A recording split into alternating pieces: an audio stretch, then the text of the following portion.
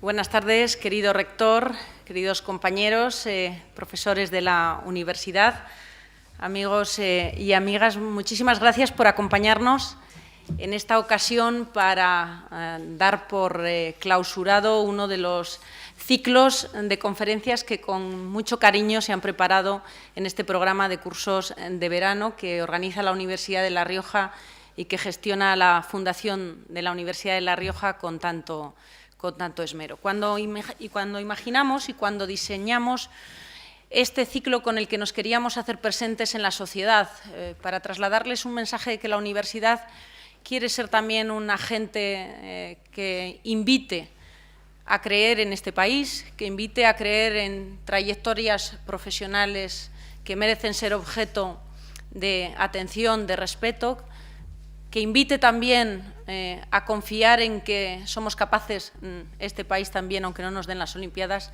de hacer las cosas bien, como debe hacerse el trabajo. Pensamos en muchas personas que nos podían acompañar, pero desde luego no hubo lugar para la duda sobre quién debía clausurar este ciclo.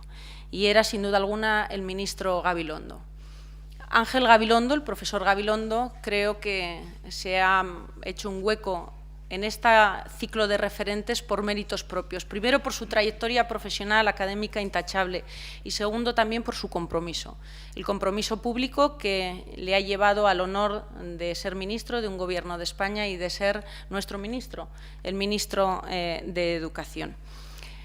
Este ciclo de conferencias solo ha sido posible, aparte de por el empeño personal de las personas que formamos parte de esta comunidad universitaria, ha sido posible también por la ayuda inestimable de nuestro presidente del Consejo Social, al que quiero hacer un agradecimiento expreso hoy aquí, que nos acompaña en la mesa. La generosidad en su condición de presidente de CLH, de la Compañía Logística de Hidrocarburos, ha hecho posible que podamos financiar a todas estas personas que hoy nos han acompañado. Eso y la generosidad de quien nos acompaña, que lo hacen como lo hacen los universitarios habitualmente, que es por amor a la comunidad universitaria. Preparaba esta mañana esta presentación, que no quiero alargarme porque sé que ustedes no han venido a escucharme a mí, sino al ministro Gabilondo, y uno siempre tiene dudas de cómo hacerlo, ¿no? Si utilizar el formato más cómodo, que es el formal, que es el clásico, que es el recurrir al currículum, ¿no? Pero creo que eso no hace justicia a la figura y a la trayectoria profesional del ministro Gabilondo. Creo que es mejor decir que estamos ante una persona, lo van a comprobar, muchos de ustedes lo conocen y otros seguro que lo han escuchado y por eso seguro que lo admiran. Yo creo que es mejor decir que es una persona firme en sus convicciones, que es un apasionado de su profesión y que además no escatima esfuerzos por hacer que este país mejore y, por tanto, no escatima esfuerzos en poner todo lo que él sabe hacer, que es mucho y muy bien, al servicio de la ciudadanía y, en el fondo, al servicio, en ocasiones, de la comunidad universitaria, cuando fue rector, de la Conferencia de Rectores o incluso de toda España cuando ha sido ministro. Viene a hablarnos, porque además de ser apasionado es muy sugerente, y así lo evidencia el título que nos ha presentado hoy, ¿no? De lo social como espacio y de los sores horizonte. Yo creo que solo me resta agradecerle profundamente, sé que lo ha hecho el rector en privado en una conversación que han mantenido, porque para la Universidad de La Rioja es un honor tenerle hoy aquí, agradecer su presencia, la generosidad no solo con la que viene a la Universidad de La Rioja, sino con la que ha administrado el día hoy entero que ha pasado con nosotros y el tiempo que nos ha dedicado en conversaciones personales y también en algún almuerzo extraordinariamente agradable. Ministro, muchísimas gracias y tienes la palabra. Buenas tardes. Habrá que decir feliz curso nuevo, feliz año nuevo, dado que mañana empiezan aquí las actividades. Señor rector, mucho éxito a la Universidad de La Rioja. Muchas gracias por su invitación, muchas gracias a Mariola Orrea. Ha sido amable, gracias por no hablar de mi currículum. Cuando hablan de mí siempre me parece que me he muerto, que están ya haciendo alusiones que debo estar en algún otro lugar, y entonces me ha revivido el hecho de oír que no se dirigían tan explícitamente a mí con este afecto. Yo agradezco tanto ese afecto más que cualquier otra cosa y esta invitación, y mucho gusto al hasta compartir también esta mesa con el presidente del Consejo Social, que conozco desde hace algún tiempo y al que tanto aprecio y tanto agradezco el que sea posible el que nos veamos hoy, ¿no? Yo estaría todo el rato diciendo gracias, porque he dicho alguna vez que la palabra que más me gusta del castellano es la palabra gracias, porque las gracias que uno tiene son las gracias que uno da, y hay cosas que solo se tienen si se dan, así que para ser agraciado lo mejor es decir gracias. Y hay cosas que solo se tienen si se dan, como por ejemplo el amor, ¿no? Hay gente que dice, es que me lo voy a quedar porque si lo doy se me va a acabar, pero es que precisamente solo lo tienes cuando lo das. Pero voy a poner otro tercer ejemplo, que es a lo que iba, que es el conocimiento. El conocimiento solo se tiene si se da. No se puede almacenar, ¿no? Es como, le pasa como la energía eléctrica, ¿no? Que hay que ponerlo en movimiento y solo así se tiene. Hoy comentaba que a veces parece que en algunos lugares del país, de la universidad, hay un cartel en la puerta que pone no molestar, estoy haciendo currículum. Digo, como si se tratara de acopiar el conocimiento, de quedármelo para mí y que la universidad crezca en sabiduría, en conocimiento. Pero bueno, hay gente ahí fuera, hay ciudadanos, hay ciudadanas, va por ellos, vivimos por ellos. Y hay muchos que no lo están pasando bien. Son momentos difíciles, una crisis social, económica, política, de valores. La gente más joven todavía va por ellos. Lo que voy a decir yo hoy es por ellos, va por ellos. Como no siempre están todos presentes y como tampoco me voy a presentar a ninguna elecciones, no lo digo para ganar su reconocimiento, sino por plena convicción. Hagamos por ellos. Probablemente algo no va bien. No hablo del gobierno, ni de mi gobierno, ni del suyo, algo no va bien, algo no nos gusta. Probablemente hemos venido aquí porque algo no nos gusta del todo, porque algo no acaba de ir del todo bien, porque incluso hay cosas que no nos satisfacen, porque por eso hablamos, porque incluso nos resulta insoportable para la paciencia, para la ética. Si hay alguien que piensa que todo va extraordinariamente bien, lo que yo diga esta tarde le va a resultar innecesario. Sin conocimiento no hay libertad. Así que en este lugar, que es un lugar del conocimiento, es también el lugar de la libertad. Ser libre es saberse, conocerse como libre, y nada más nos esclaviza más que la ausencia de conocimiento. Nada más nos libera más que conocer de verdad. El mejor regalo, el mejor don, el mejor legado que podemos hacer a los demás es educación, conocimiento, ciencia, innovación. Si a alguien le cae a ustedes bien, transmítanle el conocimiento. Si quieren hundir a alguien, aléjenle del conocimiento. La mayor de las exclusiones es la exclusión del conocimiento. Excluirle a alguien del conocimiento es impedirle posibilidades de que sea dueño de su propio destino. Pero además el conocimiento no es de nadie, nadie debe ser poseedor del conocimiento, ni dueño de él. No es patrimonio exclusivo de nadie, dirá alguno, ni siquiera de la universidad, pues ni siquiera de la universidad. Por eso apropiarse con exclusividad del conocimiento por un individuo, por un grupo, por una secta, por una clase, es una innoble usurpación. Y por eso nada produce más injusticia que alejar a alguien del conocimiento. Y por eso si una palabra he de decir yo esta tarde es la palabra equidad, la palabra igualdad, la palabra oportunidad, la palabra posibilidad. Creemos condiciones de oportunidad, de equidad, de igualdad, de posibilidad para todos. Bueno, yo quiero decir con esto que si el conocimiento nos pertenece a todos y es patrimonio de la humanidad, está claro que tenemos que, ante las decisiones de la vida, saber que es necesario conocer, pero no es suficiente con adquirir conocimientos. Miren, yo conozco a mucha gente que tiene muchos conocimientos y no sabe nada, o que tiene mucho conocimiento y poca sabiduría. Porque la sabiduría es una forma de vivir, es una manera de concebir la vida, es un modo de saber que hace que cuando hoy hablemos aquí tengamos que tener presentes, y se nota mucho quien lo tiene, a los más vulnerables, a los que tienen menos oportunidades, a los más desprotegidos, a los más solos, a los más indefensos, a los más pequeños, a los que tienen más hambres de todo y tienen menos posibilidad.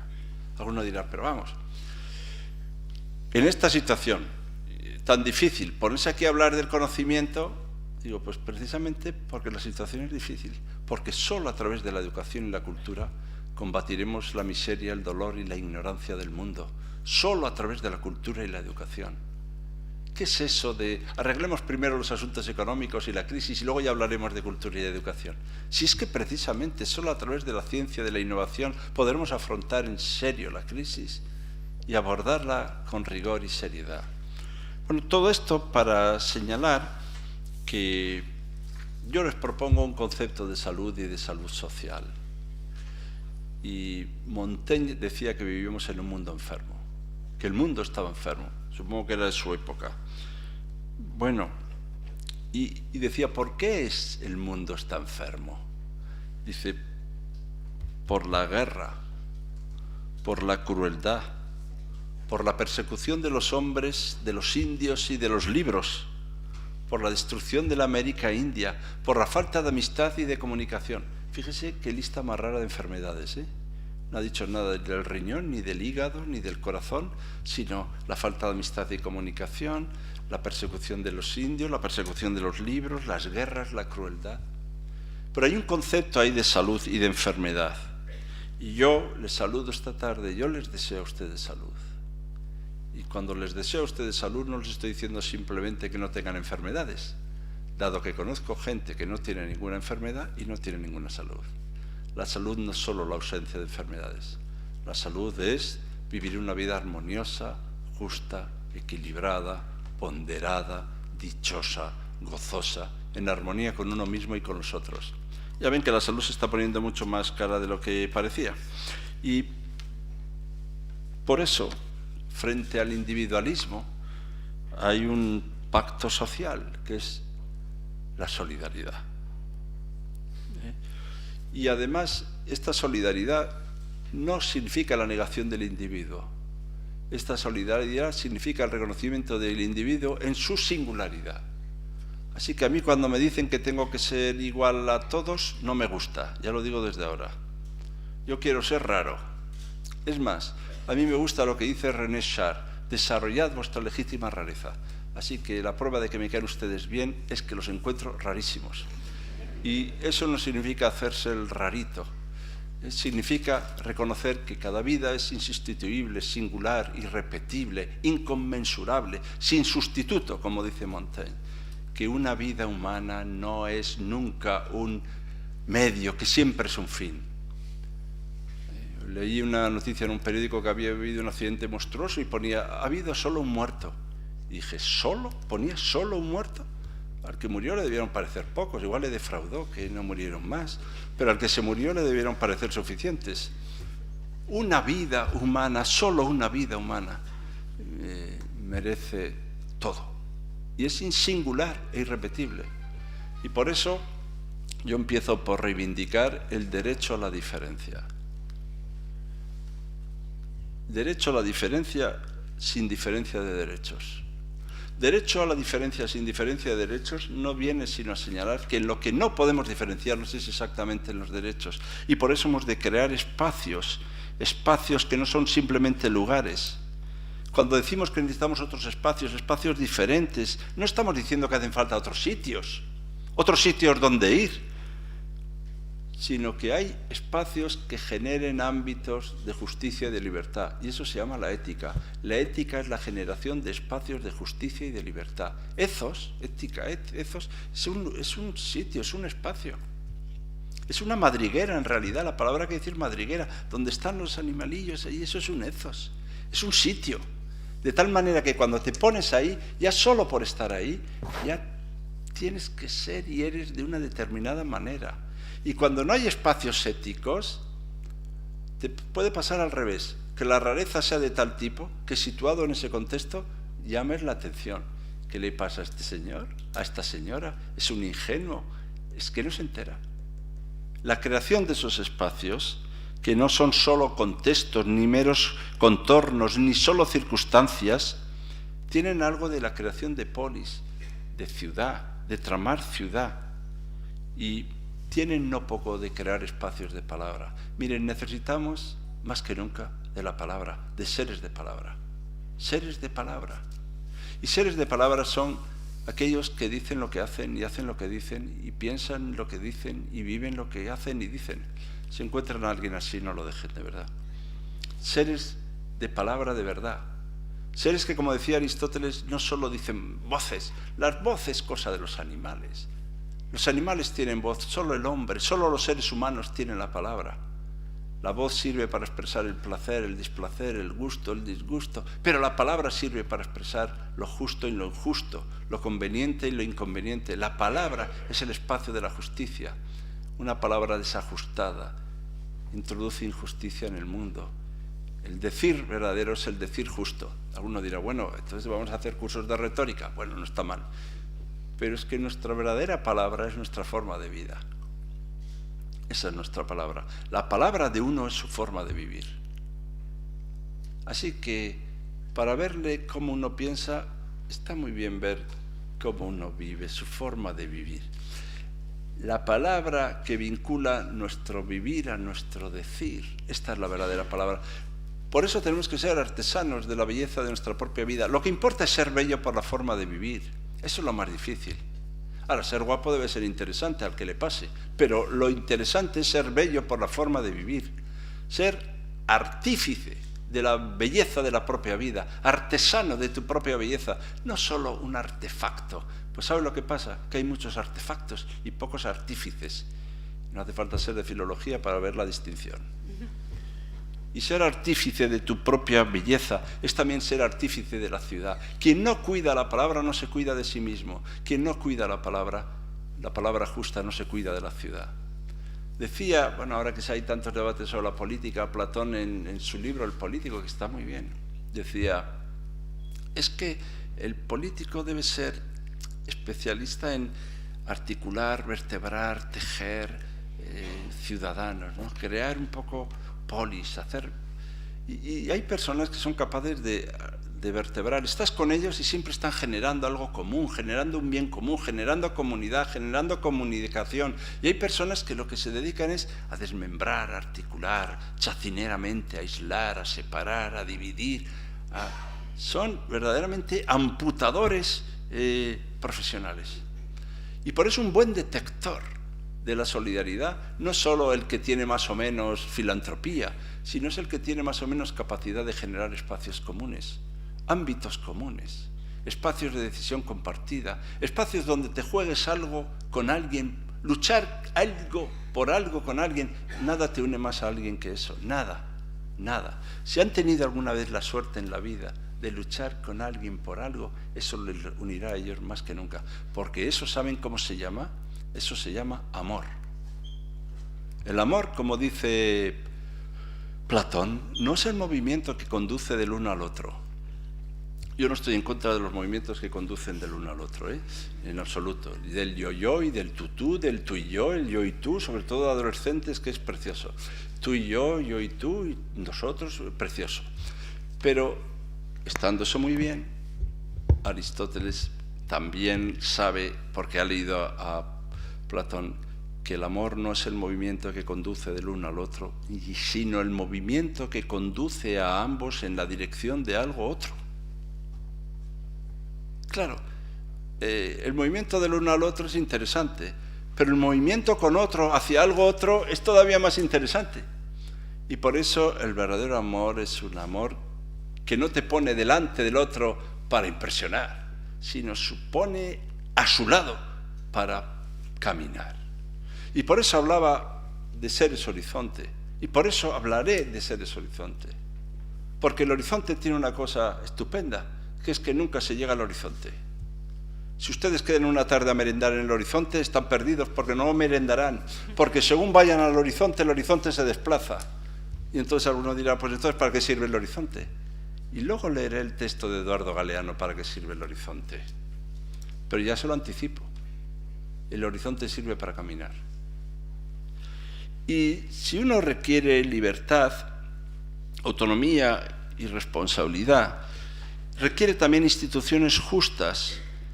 Y el gran enemigo de este tiempo es exactamente la individualidad.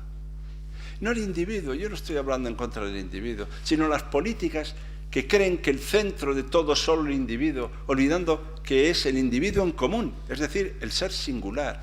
Ser singular en común sí, pero ser solo individual. Y además yo veo muchas veces disfrazado de individualidad lo que no es sino egoísmo. Eso que los latinos llamaban ser un idiota. Sí, sí, es etimológico, los griegos también. To idiotes, el idiota perdido, es el que no tiene ni ninguna sensibilidad social, política y pública, el que solo vive para sí, solo le importa a él, solo le interesan las cosas suyas. Ese es literalmente un idiota. No sé si habrán visto ustedes alguno, pero el que no tiene ninguna sensibilidad social, política y pública, no le importa lo común, solo le importa a él, es to idiotes, el idiota perdido. Hay otra alternativa, que es carecer de comunidad. Pero si uno no tiene comunidad, entonces no es idiota, es esclavo. Esclavo es el que no tiene comunidad. Dado que no queremos ser ni idiotas ni esclavos, al menos hoy, yo lo que les propongo es que generemos espacios para la convivencia en común, espacios de polis, espacios de solidaridad, espacios donde luchar juntos por algo, espacios éticos, donde lo que prime es sobre todo la curiosidad. Miren, nada es más universitario que la curiosidad. Un universitario es por definición un curioso. Y la curiosidad no es solo la curiosidad de ver si esto es de esta u otra manera, así o asá. La curiosidad es la curiosidad de ver si podemos pensar de modo distinto a como pensamos, ser otros que quienes somos. Alguno dirá, bueno, yo comprendo que usted quiera ser otro que quien es, pero en mi caso. Bueno, es que la curiosidad se basa en un hecho fundamental, que es que nos queramos mucho. Y en otro hecho fundamental, que es que no nos gustemos mucho. Las personas que se gustan mucho son muy peligrosas. Las personas que se quieren poco, también. El secreto entonces es gustarse poco y quererse mucho. Difícil. Es decir, la voluntad de transformación, de intervención para transformar la sociedad y para transformarse a sí mismo. Y por tanto, es tan importante apreciarse a sí mismo, quererse a sí mismo, tenerse a sí mismo como objeto del propio conocer, que el olvido de lo común no solo la antesala del olvido de lo público, es que el olvido de lo común es también el olvido de uno mismo.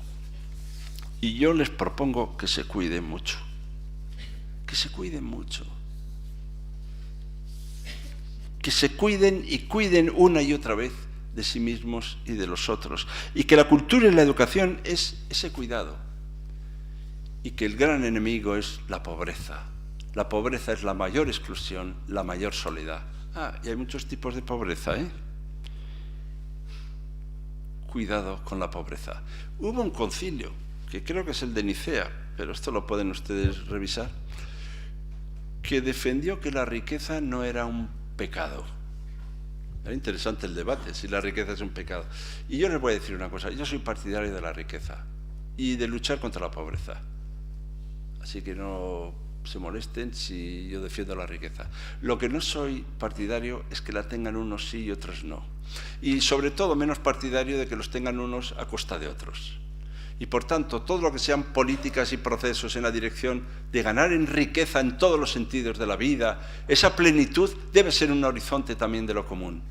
Y por tanto, lo común no es una gran excusa para la mediocridad, sino para la búsqueda participada de horizontes de mayor oportunidad y posibilidad y de mayores expectativas para todos.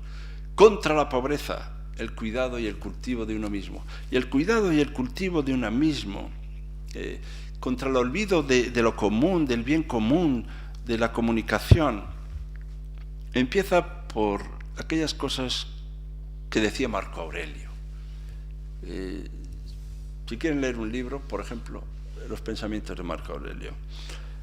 A todas horas piensa tenazmente en hacer lo que tienes entre manos, con seriedad, meticulosa y sincera, con amor, con libertad y con justicia. Esta capacidad de no ser jamás humillado ni degradado, y empezar por no humillarse y degradarse uno a sí mismo, porque eres un poco, aunque uno no se guste. Es tan importante que Kant llega a decir una frase que de verdad a veces da ganas de pintarla en las paredes si uno hiciera pintadas. Quien se hace a sí mismo gusano no puede quejarse después de que lo pisoteen.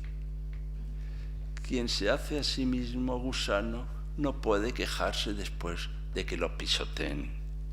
Porque la gran mentira que es la mentira en la que a veces nosotros vivimos es la de no estar a la altura de nuestras propias palabras. Yo aprendí de niño que mentir era decir lo contrario de lo que uno piensa. Bueno, luego me he dado cuenta que eso no es para tanto. Primero porque es muy difícil ver lo que uno piensa e incluso es muy difícil mentir así, pero la gran mentira es vivir lo contrario de lo que uno dice. La gran mentira es esa. No estar a la altura de las propias palabras, no ser de palabra. Porque nuestra palabra justa que construye un espacio social, esto que le da tanta importancia, significa vivir cada instante como un instante inconmensurable, irrepetible. Este instante de ahora, les quiero avisar, no volverá jamás.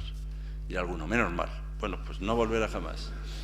Tendrá lo que a ustedes les parezca, pero este instante tiene la densidad y la intensidad de la eternidad, porque es un instante que nunca más volverá a suceder.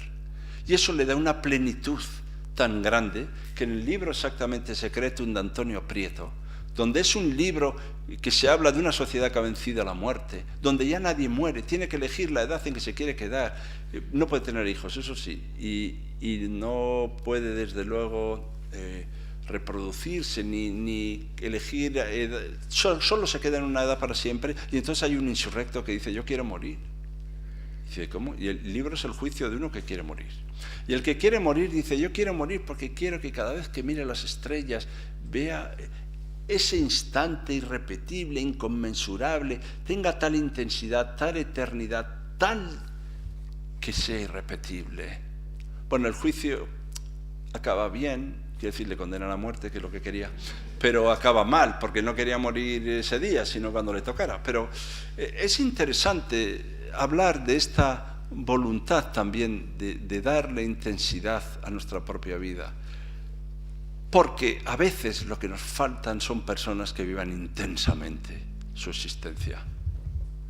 Y esta falta de intensidad de la propia vida produce una cosa que se llama el aburrimiento ontológico.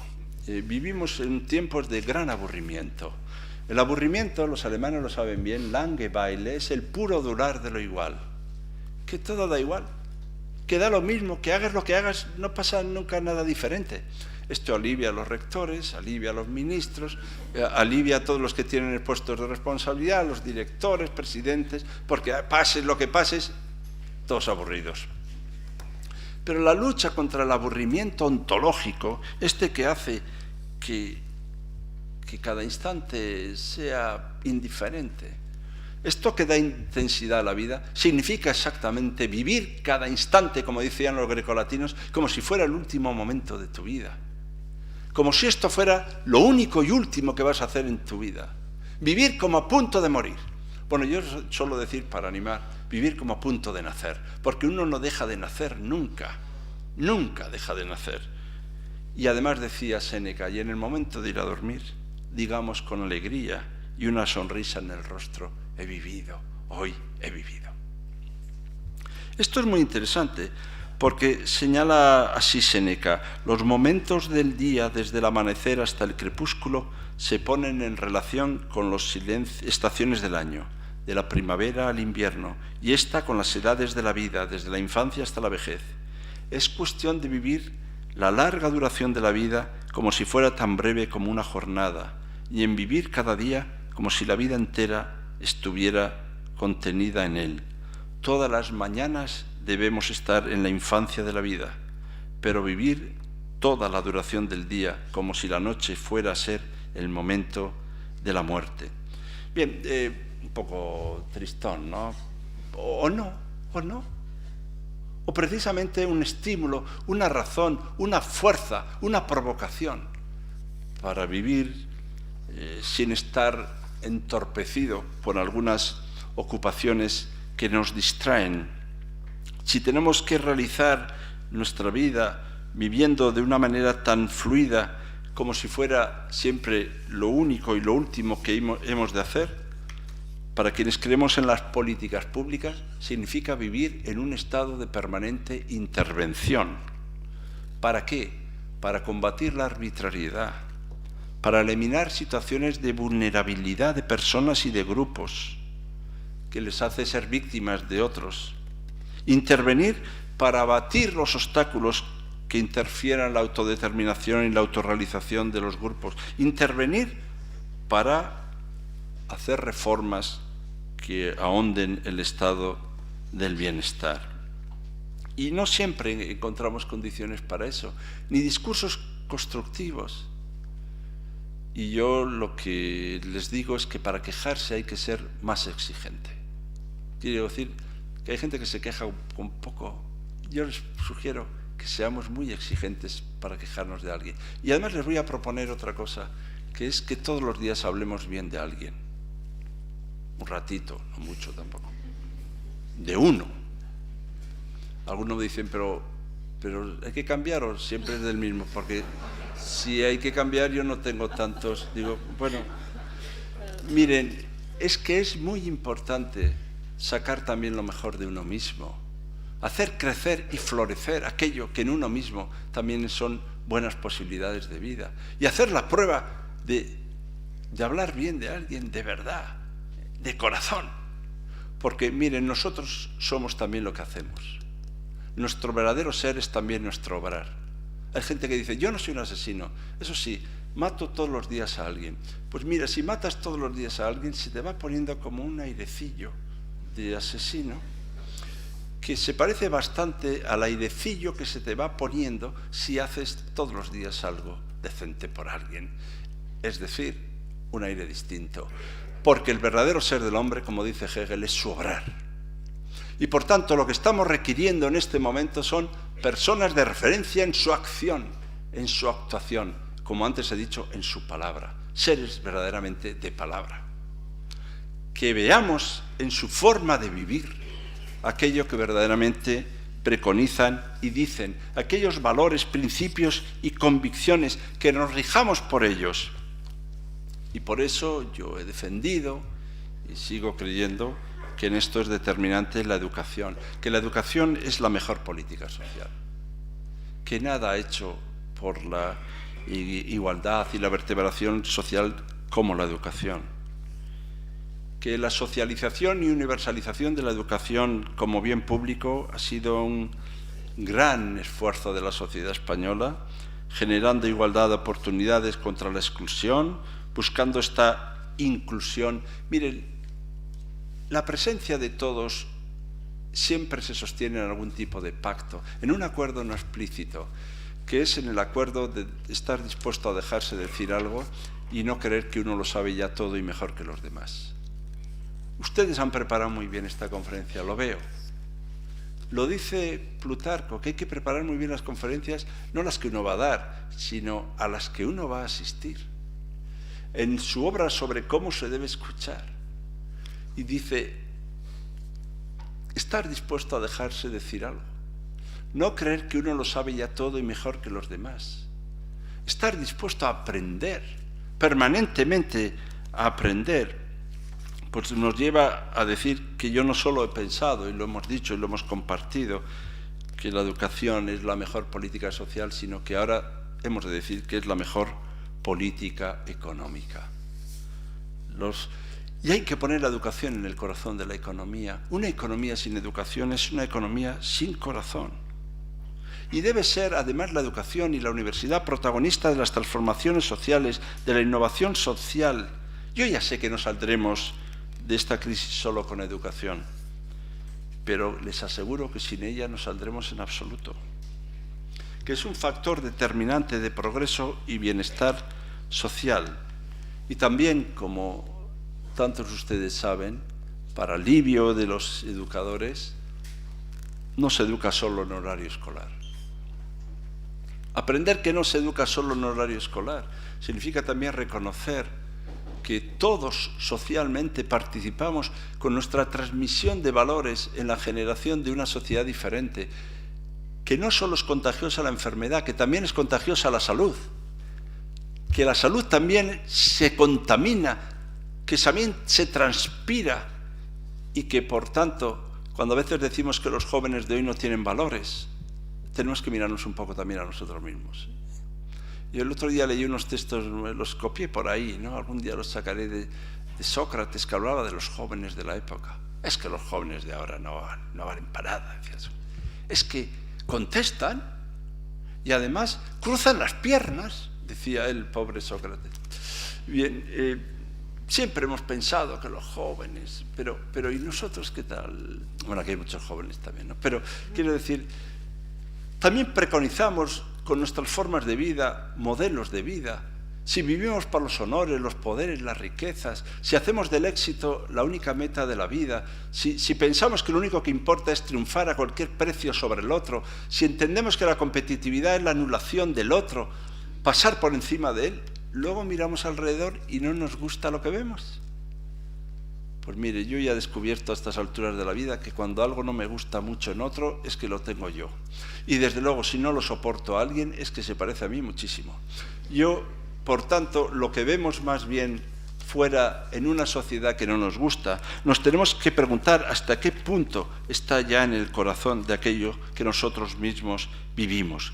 Y por eso, si todo empieza porque cada uno de nosotros vivamos estos valores que hemos dicho, recreándonos generosamente, y si tenemos en cada caso ver si hemos de vivir aceptando quiénes somos. Miren, les voy a hablar de esto del horizonte un ratito y empezaré por decir lo siguiente: no lo tomen a mal, pero somos mortales y limitados. A algunos esto les decepciona enormemente. Somos mortales. Si se ha colado en la sala alguien que no es mortal, que se presente. Cuando digo que somos mortales, no quiere decir que nos entusiasme morir. Quiere decir que vivimos cada instante como un instante irrepetible. Y quiere además decir otra cosa muy interesante, que es vivimos por y para la palabra. Y por eso necesitamos seres de referencia, seres que han hecho la experiencia de ser limitados. Todos los presentes somos limitados. El oráculo de Delfos que dice «conócete a ti mismo» quiere en realidad decir ten en cuenta quién eres, que no eres un dios, que eres un hombre, nada menos que un hombre, pero nada más que un hombre. Y por tanto que tienes tus propias limitaciones. Cuando Kant se hace esas preguntas de qué puedo esperar, qué debo saber, la última pregunta ¿cuál es? ¿Qué es el hombre? ¿Y saben lo que pasa? Que la última pregunta resume todas las anteriores y se aplica a todas ellas. Y podría leerse así: ¿pero qué se puede esperar de un hombre? ¿Pero qué puede saber uno si es un hombre? Hombre más que hombre, so hombre.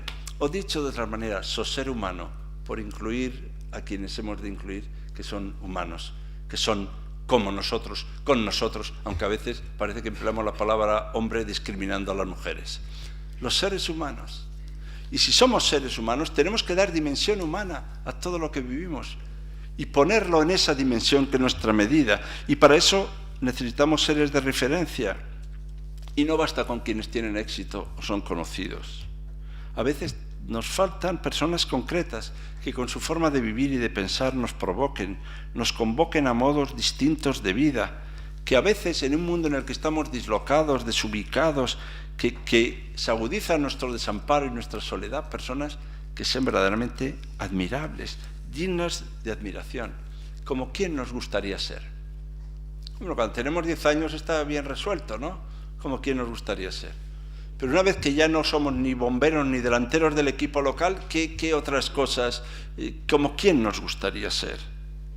Porque, ¿saben lo que ocurre? Que esa pregunta es tan determinante por una razón, porque nosotros también somos aquello que perseguimos, aquello por lo que luchamos, aquello hacia lo que vamos, uno es también aquello que desea ser y busca ser. Dime lo que quieres ser y te diré quién eres. Porque exactamente lo que uno desea ser es también la emulación, el estímulo, el aliciente. Y no siempre los más elocuentes son los más ruidosos, sino suelen ser los más coherentes, los más persistentes. Y a veces hay gente muy atractiva que es muy prudente, muy mesurada, muy equilibrada. Yo cuando veo que uno chilla para llamar la atención, pues ya me parece muy claro qué es lo que le pasa, que es que no llama la atención. Y además, hay personas que nos hacen crecer, sacan lo mejor de nosotros mismos. Y no es cosa, como he dicho, de seguirles detrás, sino de lograr que nos pongamos en marcha, que seamos capaces por nosotros mismos de llegar a ser responsables. Miren, a mí me gusta la gente que es capaz de algo. Es más, les voy a decir una frase que habrán oído pocas veces, que es esta: yo he sido. Sí, he sido yo. Cuando alguien dice he sido yo, la verdad es que me emociona. Porque en general nunca somos nosotros, siempre es otro. Es el departamento, es el área, es la facultad, es la junta de gobierno, es el rector, son los americanos, estos son los alemanes. Pero ¿hay alguien en el mundo que diga he sido yo? Es decir, que asuma la responsabilidad de sus propios actos, que sea capaz de ser responsable. Pero además voy a decir otra cosa, que sea capaz de ser culpable. Porque ahora se ha puesto de moda asumir la responsabilidad. Ahora la culpabilidad no la asume nadie. Yo asumo la responsabilidad, digo, pero no. Pero asumir la responsabilidad es asumir la posibilidad de ser capaz de ser culpable, porque ser capaz de decir he sido yo. Y por tanto, cuando uno está en un Consejo de Ministros, por ejemplo, a mí me ha ocurrido, tenemos que tener la dignidad de decir sí, he sido yo, y asumir la responsabilidad con todas las consecuencias de las decisiones que uno adopta en la vida. Pero todo está preparado para que públicamente todos diluyamos la responsabilidad. No pregunten ustedes en casa quién ha sido. La humanidad suele ser quien ha sido. Nunca es nadie singular. Pues miren, el gesto singular de ser capaz, de ser responsable sin excusas, de ser susceptible de asumir las consecuencias de algo, de ser causante de algo, incluso de ser culpable, cuando sea necesario ser. Esta es una dignidad de personas que tienen que ser para nosotros referencia, porque marcan, señalan, indican, nos dan cobijo y hogar con esa dignidad de la asunción de sus decisiones. Y nos provocan asombro, admiración, y no por su grandeza, sino a veces por su fragilidad. Y además labran caminos y nos llaman a una nueva trayectoria. Y no nos suelen llevar por senderos trillados, Y además, cuando hablaba de la frase de Galeano, que ahora cito explícitamente, dice así: la utopía está en el horizonte, trato de alcanzarla, camino 2 pasos, ella se aleja 2, y el horizonte se corre 10 más allá. Entonces, ¿para qué sirve la utopía? Para eso sirve, para caminar, para impulsar nuestra existencia, digo yo, para no quedar rendidos al contexto más inmediato, para no mantener la mirada fija en la actualidad. Alguno dirá, bueno, pues parece que se nos está preconizando que no nos fijamos en la actualidad. Miren, el Roto, que hace algunas viñetas de interés en un medio de comunicación de tirada nacional, y un día le dije, pero ¿cómo estás siempre tan en la actualidad y haces viñetas no tan directas, vinculadas a lo que ocurre? Y dice, es que no tengo televisión. Y le dije yo, y es que no, es que si tienes televisión te distrae mucho para atender lo que pasa. Y últimamente vi que tenía una televisión en casa. Y dice, sí, la tengo, pero ahora no la pongo. Lo que pasa es que me preguntaban todos cómo no tenía televisión, que he pensado que la solución es tenerla y así me alivio de la respuesta. Bueno, son caricaturas de cosas, pero en realidad lo que se está diciendo es que a veces el presente está borrado por la actualidad. Kant decía que el afán de noticias, este afán de estar permanentemente en las novedades, en lo más noticioso, en lo más inmediato, en la última hora, en la última punta, fíjense ustedes, desde el rato que llevan aquí, igual ha pasado algo y ni nos hemos enterado. Es una cosa tremenda. Bueno, supongo que habrá alguno que esté al tanto, si hay algo no dejen de decírnoslo. Pero no es un discurso contra la actualidad, es un discurso a favor del presente. Y a veces el presente está borrado por la actualidad, porque el presente incluye la memoria de lo pasado y abre horizontes hacia el porvenir. Porque el presente no es puro recuerdo de lo que nos pasa hoy, porque el presente tiene humanidad. Y la humanidad está formada no solo por quienes estamos ahora aquí, la humanidad está formada también por quienes no están ya. Por quienes ya no están, por ellos, que nos han dado, nos han dejado, que nos han transmitido este legado, esta sociedad, que seguro que no nos gusta y nos parece mejorable y nos parece... No sé cómo la recibieron ellos. Tampoco debió ser fácil para ellos, me imagino. Debió ser también duro. Y tuvieron que luchar, ¿no? Nuestros padres que nos han traído a este mundo, los que han trabajado por hacer de este país lo que hoy es. Esos son también referencia para nosotros. Me gustaba cuando Gadamer decía, yo tengo dos amigos fenomenales y que me enseña muchísimo. Y dice, son Aristóteles y Hegel. Dije yo, pero estos han debido morirse ya, ¿no? Pero esta idea de la vinculación con quienes nos dicen aún, con quienes nos han transmitido valores, con quienes nos han pasado el testigo, que el testigo se llama exactamente eso que en las carreras se transmite al otro, se da, el testigo, la solidaridad para quienes no están ya y el agradecimiento para ellos, quienes han luchado por la educación en este país, por las libertades, quienes han luchado por crearnos condiciones de vida, amemos, respetemos la memoria de ellos. Pero también solidaridad por quienes no están todavía. Solidaridad también para quienes quizá nunca nos oirán ni nos aplaudirán, por quienes no han venido. Y esto significa también desarrollo sostenible, significa también crear condiciones de posibilidad con mirada de futuro, no solo pensando en el día de hoy. Esto es la humanidad. La humanidad está formada por todos estos. He oído hace poco, y para gran estupor mío, que en este momento hay más seres vivos que todos los muertos que ha habido en la historia de la humanidad, de lo que entendemos por hombre. Yo no he sumado, pero he oído esto. Me ha interesado mucho, porque los griegos llamaban a los muertos la mayoría. Era interesante, sobre todo para las consultas democráticas. Los muertos eran la mayoría, y por eso consultaban a los muertos a la hora de decidir, porque entendían que la voz de quienes no están también formaban parte de su propio decidir. Hoy parece... Yo ya digo, no he hecho las cuentas, que hay más seres vivos que todos los que nunca murieron de esto que llamamos exactamente hombres. A mí me extrañó cuando leí eso, pero como estaba escrito en inglés pensé que era seguro verdad. Y, por tanto, en esta defensa de lo que entendemos por la valoración de un sentido humanitario, está la perspectiva de que el ser horizonte es siempre alguien con dimensión histórica y lingüística, con proyección de futuro, capaz de memoria, y que nos impulsa, como solo impulsan quienes impulsan de verdad el conocimiento, que son como quienes tiraban del carro de la diosa en el proemio del poema de Parménides. ¿Saben quiénes arrastraban el carro de la diosa en el proemio del poema de Parménides? Temis y Dike, el derecho y la justicia. Son los que tiran del carro, el derecho y la justicia. Para eso hace falta que haya derecho y justicia. Y gente que vive de acuerdo al derecho y la justicia. Y el derecho, la palabra derecho, que es muy bonita, tiene que ver con aderezo, con atrezo.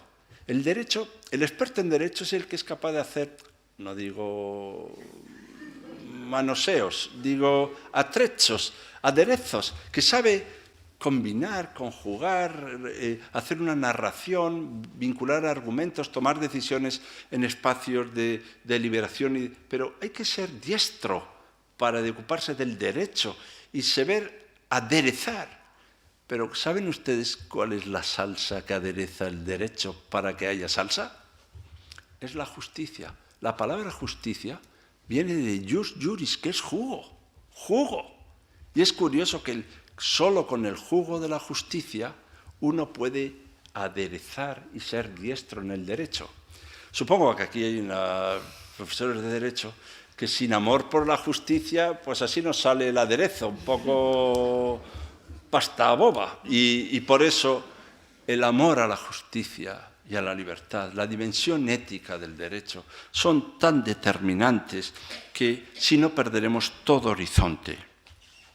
Y necesitamos para eso también un determinado porvenir. Estos seres horizontes son seres radiantes y luminosos. Yo no sé si ustedes han visto seres luminosos, yo sí he visto alguno. Y estos seres luminosos no son luminosos porque ellos destellan, no es que apaguemos la luz, no, son luminosos porque nos iluminan y su mera presencia ya altera los espacios. Hay personas que solo con que entren en un lugar ya todo parece distinto. Generan algo, y generan algo no solo por su forma de hablar, no solo por su simpatía, sino un poco por su armonía, por los valores y condiciones que componen ya su propio cuerpo, por todo aquello que les hace no ser espectaculares, pero sí producir algunos impactos. Y a veces ocurre que ni siquiera lo notas cuando están a tu lado. Lo notas mucho cuando se van. Cuando se van, es que parece que te has ido tú de ti mismo. Y es como si te ocurriera algo en ellos. Bueno, eso se llama una declaración. Es bonita la palabra declaración, que es la que emplea Gadamer para el arte, para el pensamiento. Nos tenemos que declarar. Y dice, la declaración es que te pasa algo en otro. Que te pase algo en otro es la máxima expresión de la solidaridad. Y por tanto, a uno le puede doler el dolor ajeno. No solo son insufribles los dolores propios, también son insufribles los dolores ajenos. Tanto que uno no es libre hasta que no lo seamos todos.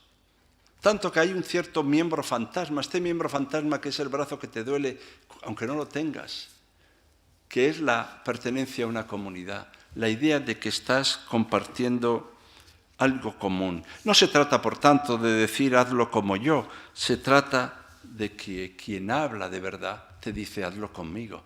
Su discurso, dice Deleuze, no se parece a un sermón, se parece más como un concierto, porque está siempre concitando, concordando, acordando, y fíjense, concordia, acuerdo, ¿qué palabra tiene dentro? La palabra corazón, cor cordis, el trabajo de corazón. La sintonía social tiene que ser una sintonía de corazón. Los espacios sociales tienen que ser espacios de afectos y desconceptos. He dicho una y otra vez que sin afectos no hay conceptos. Sin afectos no hay conceptos. Y hay gente que se asusta de coincidir con otro. Se lleva un susto enorme. He contado alguna vez, estuvimos en un ambiente universitario, una vez siendo rector rodeado de estudiantes hablando y cada uno decía y discutíamos, y bueno, interesante, y había algunos muy listos y entonces uno hablaba durante un rato y cuando habló yo le dije, mira, la verdad es que tienes toda la razón. Y me dice, un momento, usted a mí no me dé la razón.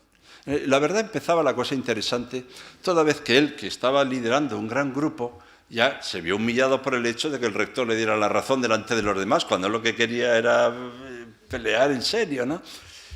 Y le dije, pero es que además ocurre una cosa, pero date cuenta que sois muchos.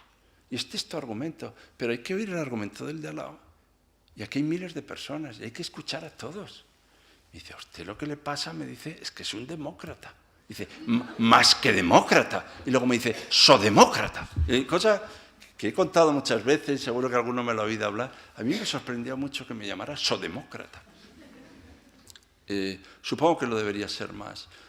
Pero en ese momento yo también entendí otra cosa, que quizá tenemos que hacer un debate sobre formas de participación, nuevos modelos de democracia. Probablemente él también era un gran demócrata, solo que no le gustaba quizá las formas en que eso se articulaba hoy socialmente y pedía nuevas formas de democracia, profundizar la democracia, impulsar la democracia, más democracia, no menos.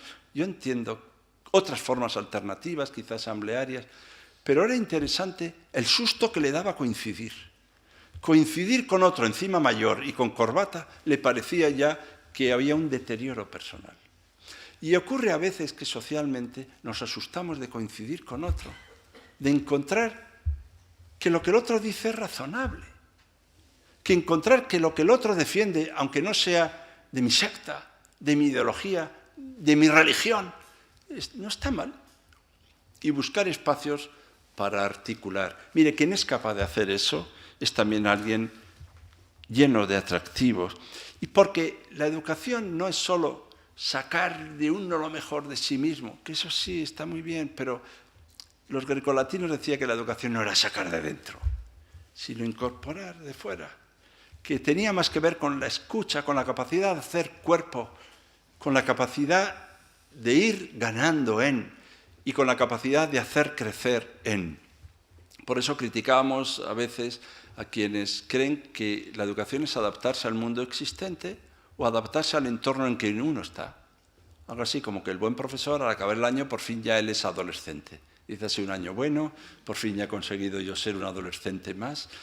Pero si probablemente lo que se trata es más bien de otra cosa, de extraer del horizonte limitado de las circunstancias y posibilidades en que uno se encuentra para hacer viable formas de vida distintas, generar nuevas posibilidades de vida, experiencias de vida diferente a través del conocimiento, de los valores, de los principios y de las convicciones.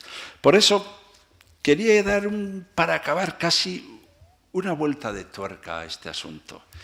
Y la vuelta de tuerca es que aunque tenemos que aceptar nuestros límites, no podemos reducirnos a nuestras limitaciones existentes. Eso es un falso realismo. Y como yo he estado en algunas reuniones, y todos ustedes también, donde siempre hay alguno que le dan ataques de realismo, y como yo estoy a favor del realismo, pero me da mucho miedo el malentendido realismo de que cuando estás proponiendo algo, soñando en algo, persiguiendo algo, luchando por algo, imaginando algo, deseando algo, se dice, bueno, un momento, vamos al grano. Los de vamos al grano, esta cosa avícola que yo conozco un poco, también me inquietan, porque yo no estoy en contra del pragmatismo ni del realismo, estoy en contra de otra cosa, que es olvidar que asumir los límites no es nunca claudicación ni resignación ante el actual estado de cosas. Que cuando decimos que los límites de mi lenguaje son los límites de mi mundo, esto significa que somos nosotros los límites también del mundo. Límite, miren, curiosamente el límite es el máximo exceso posible. O sea que yo lo que les pido a ustedes es que sean maravillosamente excesivos. Es decir, que lleven al máximo posible su propio límite. El límite no es solo una restricción, sino que hay que llevar las fuerzas hasta el límite. No vaya a ser que convencidos de que el límite solo sirve para limitar y el horizonte solo sirve para caminar, no tenemos ninguna prisa en llegar. Así que nos quedamos quietos. Mira qué bonita puesta de sol. El horizonte no es la contemplación del horizonte. El límite no es solo una restricción, sino llevar las fuerzas hasta el límite, vivir hasta el límite, pensar hasta el límite, es dar intensidad a la vida de tal manera que solo así merece la pena vivirse. Lo contrario es puro aburrimiento. Y lo más interesante de la gente aburrida es que se extraña de estar aburrida. Yo lo comprendo en los niños pequeños. Y una frase que prohibí en mi casa, ya ven que la educación también es prohibición, fue que dijera me aburro. Me parece tan injusta. Hay muchas frases injustas en la vida. Me aburro es una frase injusta. Los niños la dicen. Pero a mí lo que me parece espectacular es que se lo digo a gente mayor. Vaya aburrimiento. Mira, si tienes aburrimiento, yo te voy a dar un listado de cosas que puedes hacer esta misma tarde. Llevar las fuerzas hasta el límite, vivir al límite y pensar al límite. En lugar de vivir en la tibieza y el aburrimiento, dar intensidad, ímpetu y valor y valentía a nuestra vida, hacia lo más rico, vital y complejo. Aceptando nuestra precariedad, nuestra vulnerabilidad, nuestra limitación, abrirnos, tener el valor de acercarnos a lo que nos desborda. Tener ese valor. Hasta incluso sentir el calor y el juego del amor. Es que hay mucha gente que no arriesga, o sea que dice peligro, peligro. ¿Saben lo que pasa? Que tenemos un miedo. El miedo es el valor ontológico, matriz de la sociedad burguesa. Miedo. Tenemos miedo. Somos temerosos. Aristóteles diría una cosa muy graciosa, que no son sus palabras, pero yo las traduzco así, que es, venga, menos miedo. Que no hay que tener miedo, basta con tener terror. Dice, bueno, esto es muy interesante. El terror es otra cosa. pero miedo o prisa. Vivimos en una sociedad de la prisa. Siempre tenemos prisa. La prisa es el otro nombre del miedo. El otro nombre del miedo. Miedo o prisa. Olvida la condición fronteriza del sujeto. Si no se trata de sabérselas todas, ni de creer que uno lo sabe ya todo y mejor que los demás, si se trata de dejarse decir, de escuchar, de buscar, de dudar, de indagar, hay que saber que nuestros límites son exactamente nuestras puertas y que el horizonte no es solo una limitación, es una puerta, también es un puente que une, que vincula, que enlaza, quizá con algo que no sabremos muchas veces qué es, ¿no?